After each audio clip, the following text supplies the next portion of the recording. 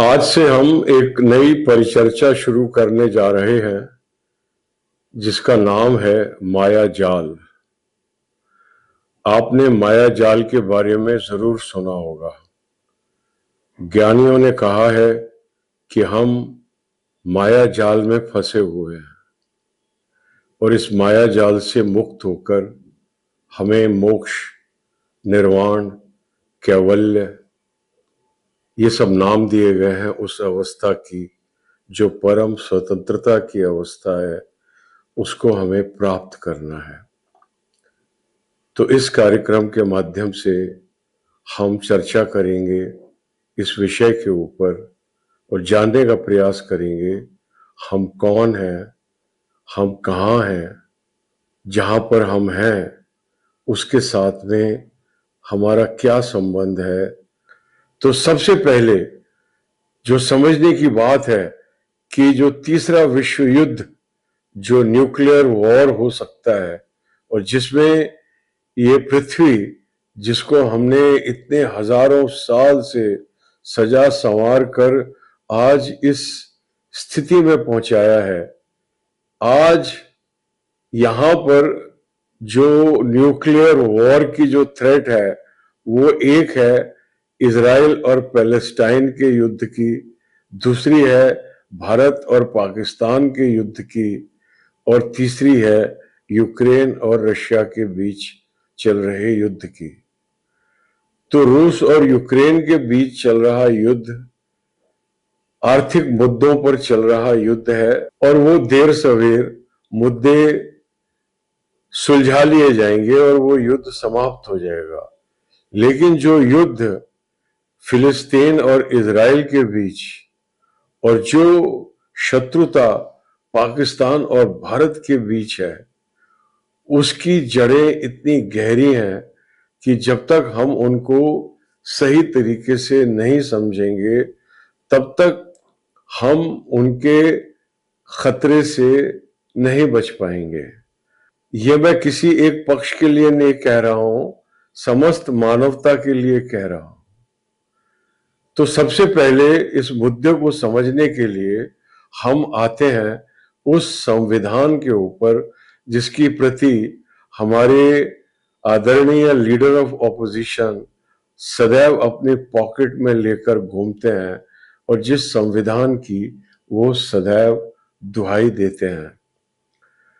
संविधान को समझना ज्ञानियों का काम है और इतने सारे भारतवर्ष के ज्ञानी आदरणीय बाबा साहब के निर्देशन में बैठे और उन्होंने इस संविधान की रचना की।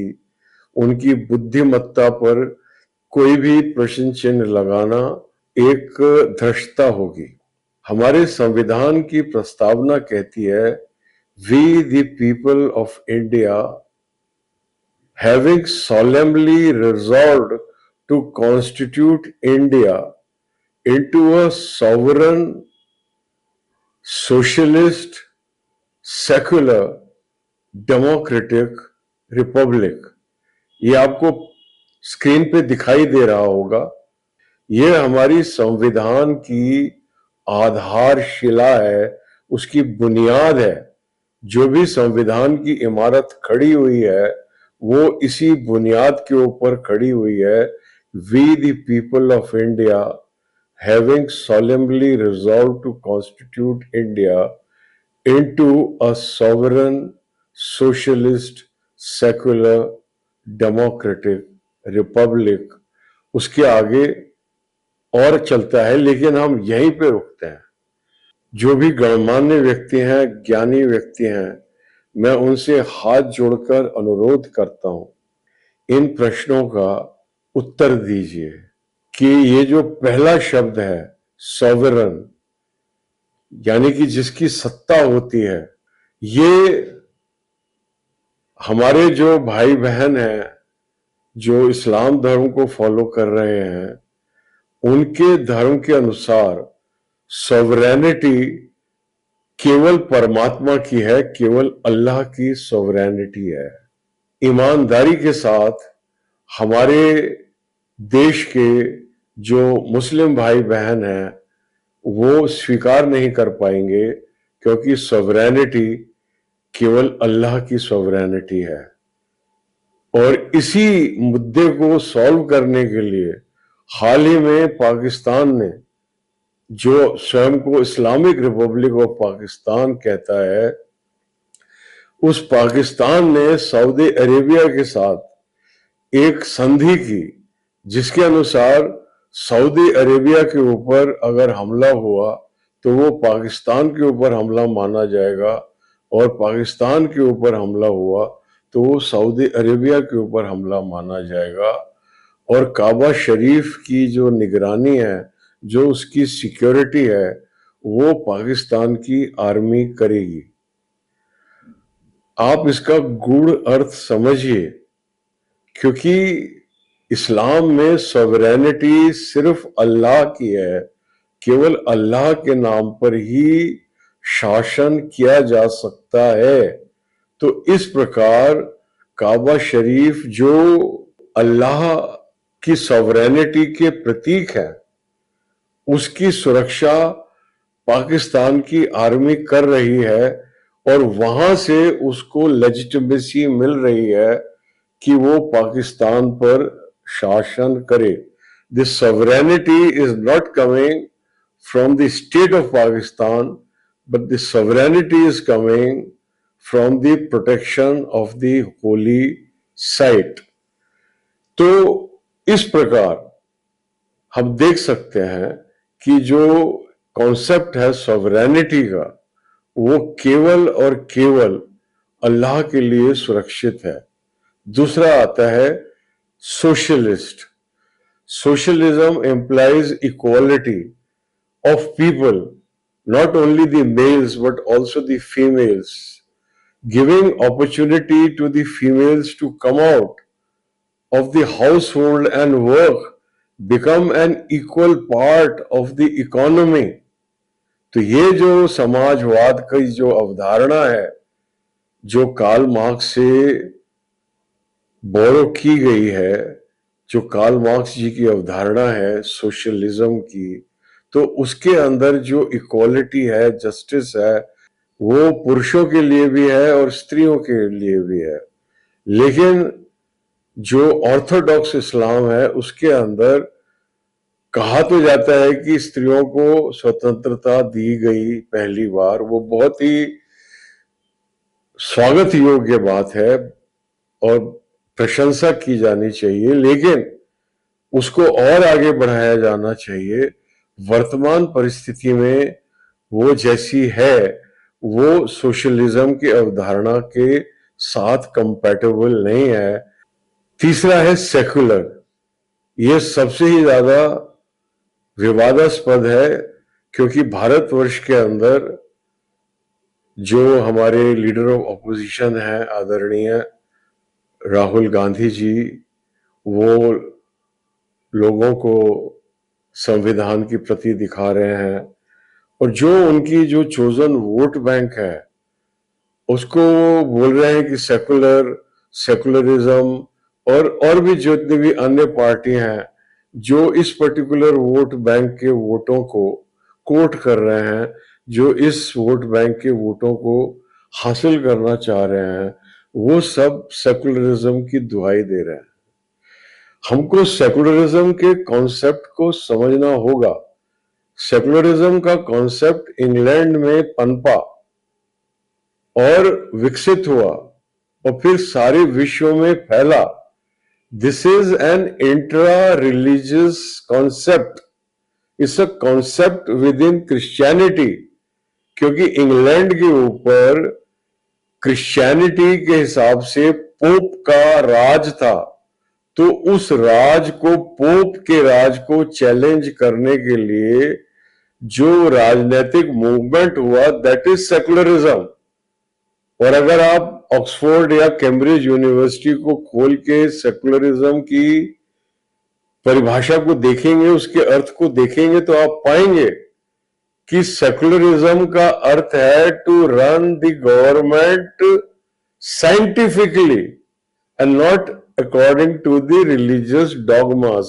This is the exact word of secularism.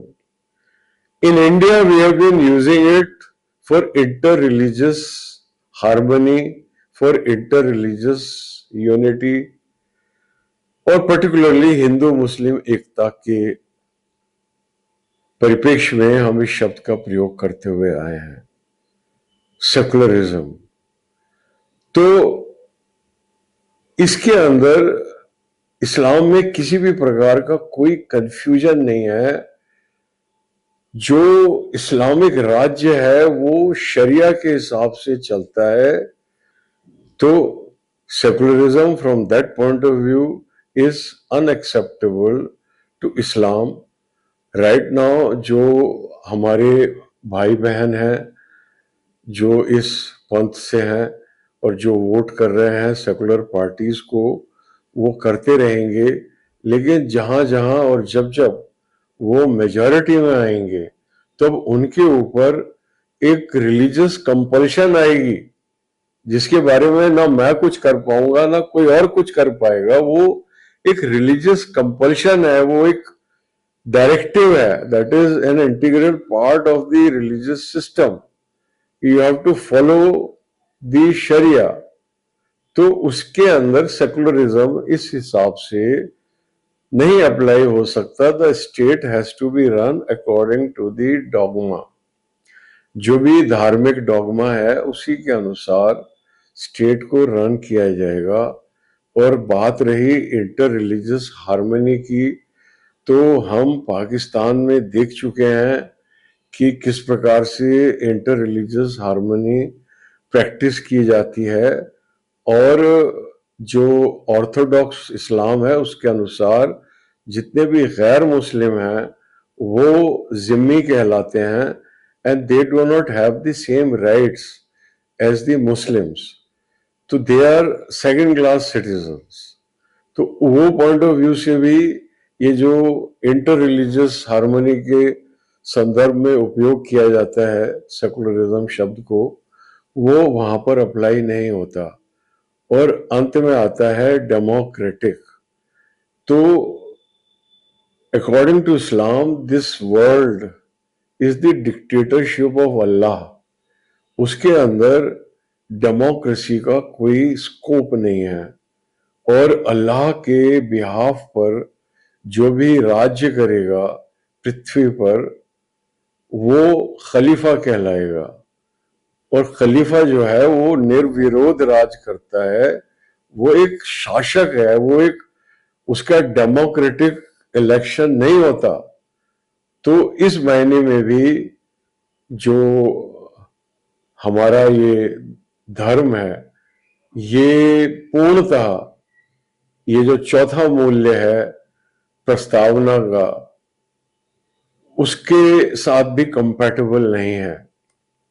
ये मैंने बहुत ही शोध करके बहुत ही रिसर्च करके मैं इस नतीजे पर पहुंचा हूं। और जाहिर है कि इस नतीजे से मैं बहुत अपसेट भी हूं और बहुत डिस्टर्ब भी हूं। और मैं चाहता हूं कि मेरी ये डिस्टर्बेंस, मेरा ये असहज होना ये दूर हो और कोई ज्ञानी, कोई इमाम, कोई मौलाना, कोई जो धर्म का ना केवल ज्ञाता हो, जो अथॉरिटी हो, वो या तो जो भी मैंने कहा है उसकी मजम्मत करे, उसका विरोध करे, उसको डिक्लाइन करे और ओपनली डिक्लेयर करे कि ऐसा भारत में नहीं होने वाला।